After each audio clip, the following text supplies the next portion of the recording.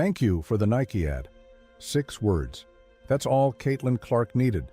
6 words to walk into one of the most public disputes the WNBA has seen all season and walk right back out holding the whole thing. Here's what you need to understand before we go any further. Clark didn't fight back. She didn't call a press conference. She didn't post a statement. She posted 6 words in an Instagram comment and let the internet do the rest. And the reason that response hit so hard, the reason it's still being talked about, is because of everything that happened before those 6 words were ever written. If you've been following this situation and something about the coverage felt off to you, you were right to question it. The story you've been fed puts Clark at the center of a public confrontation. The actual story is about what happens when a league's internal fractures get exposed live on camera, and what it looks like when the person everyone was trying to sideline refuses to play along. Hit that like button right now if you want the full picture, because what we're laying out today is the sequence most channels skipped entirely, and it changes everything about how this moment lands. Let's go back to the WNBA All-Star Weekend. Clark was out. A groin injury had taken her off the active roster, which meant she wasn't in the building, wasn't on the court, and by every reasonable expectation, wasn't going to be part of the weekend's conversation at all. That was the assumption. It was wrong.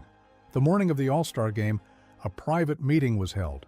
Players gathered, coordinated, and agreed on a statement. Black t-shirts with the message, "Pay us what you owe us." It was deliberate. It was organized. And by all accounts, it was genuinely powerful as a concept.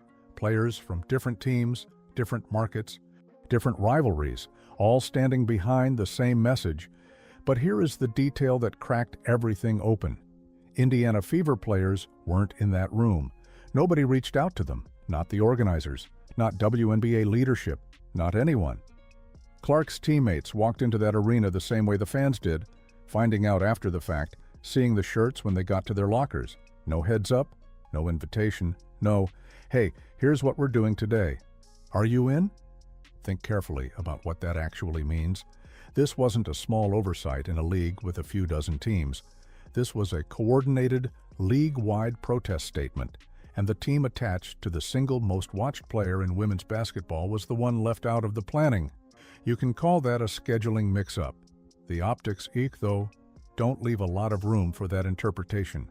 And then Kelsey Plum opened the All-Star post-game press conference and removed any remaining doubt. Sitting next to Sabrina Ionescu, Plum was speaking about the shirts and the message behind them. And then, with cameras rolling, she said this. Not to tattletale, but 0 members of Team Clark were very present for that. 5 seconds. That's how long it took to bury the pay equity message entirely. Watch that clip back carefully. Sabrina Ionescu's eyes moved the second those words landed. Her face did something specific, not surprise, something closer to recognition, the look of someone watching a slow-motion mistake they can't stop. She didn't redirect. She didn't jump in. She sat quietly and let it play out, and her expression said everything about how that room actually felt in that moment. Here's what makes Plum's framing impossible to brush off. She prefaced the comment with, "not to tattletale." That phrase doesn't exist in casual, throwaway conversation. You use it when you know exactly what you're about to say, and you're softening the delivery on purpose. That's not a slip. That's a choice dressed up as a joke. And the room knew it. The room went quiet in the way rooms go quiet when something has just gone wrong that cannot be taken back. Many of you called this out immediately. You saw that press conference clip and you recognized that the moment Plum framed Clark's team as absent from a protest they were never invited to join, the credibility of the protest itself started to unravel. Connecting the dots here reveals something the mainstream sports coverage didn't slow down enough to explain. You cannot build a message of league-wide unity while simultaneously using that message as a tool to draw a line around one specific team. The shirt said, "Pay us what you owe us." But within hours of that press conference, the question fans were asking wasn't about pay equity. It was about who exactly is generating the revenue those shirts were referencing. Drop your take in the comments right now. Do you think Plum's comment was calculated, Or did she genuinely not understand how it was going to land? Because the answer to that question actually matters for everything that came after. The internet didn't wait for clarification. Within 24 hours, the clip was everywhere, not just on sports pages, but on general news sites and entertainment platforms. People who had never watched a WNBA game found that press conference and started picking sides. Kelsey Plum was trending, not in the way any athlete wants to trend. The backlash didn't come only from Clark fans, which is the part that should have been the real warning signal for anyone paying attention. Neutral observers, sports journalists, former players with no stake in this race, all of them looked at that moment and landed in the same place. You don't call out a player who is sitting at home injured for not being at an event she wasn't invited to. The optics of that are not subtle. Plum tried to reframe it, said it was lighthearted, said she wasn't trying to start anything. But that explanation created its own problem. If the comment was harmless, why did the room go silent? Why did Sabrina Ionescu's face fall? Rooms don't lie. The people in that room understood exactly what had just happened. And then the data entered the conversation. When Clark's injury was announced and it was confirmed she wouldn't play in the All-Star game, ticket prices dropped by 50%.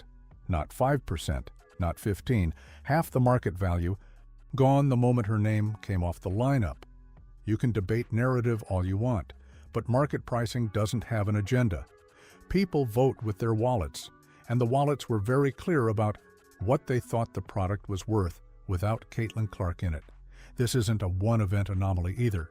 Attendance records, TV ratings, jersey sales, streaming numbers, every metric the league uses to measure its own growth told the same story throughout Clark's first season.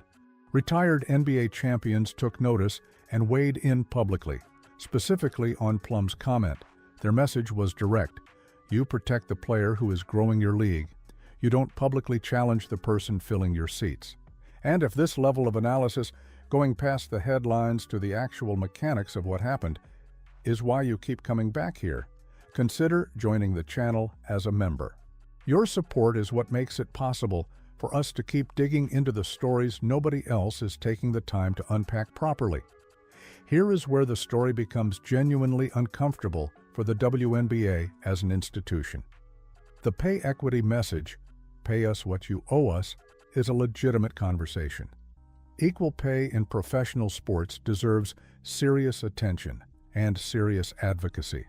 But the same weekend that message was meant to go out, the player most responsible for generating the revenue those shirts were referencing got publicly called out by a teammate for not attending a meeting she was never told about. That's not a messaging problem. That's a structural contradiction, and the public caught it immediately. Reading between the lines of this entire sequence, what actually got exposed wasn't Caitlin Clark. It was the tension that has been building inside the league since her arrival. The friction between players who spent years fighting for visibility and the rookie who walked in and changed the conversation almost overnight, without anyone's permission and without going through the traditional ladder of credibility. That kind of disruption creates resentment. It's human nature. But resentment expressed at a press conference in front of rolling cameras is a different problem entirely. Clark understood this, which is why what she did next was so precise. Kelsey Plum posted a photo from All-Star Weekend on Instagram. Clark was visible in the photo, wearing Nike gear. Clark commented exactly this: "Thank you for the Nike ad." Under Armour sponsors Kelsey Plum, Caitlin Clark wears Nike. Plum had just posted a photo featuring her biggest brand competitor's athlete in her biggest brand competitor's gear. And Clark pointed that out, calmly, publicly, without a single raised voice. The internet absolutely lost it. Not because it was loud, because it was precise, because it required zero desperation and communicated everything about where Clark understood her own position to be. She didn't address the tattletale comment. She didn't explain why her team missed the morning meeting. She redirected the entire conversation with one line and walked away, holding the moment completely. That is a very different kind of power than arguing into a microphone. If you haven't subscribed yet, do it right now and hit the notification bell. because this is the kind of story that looks one way in the headlines and completely different when you actually trace the sequence.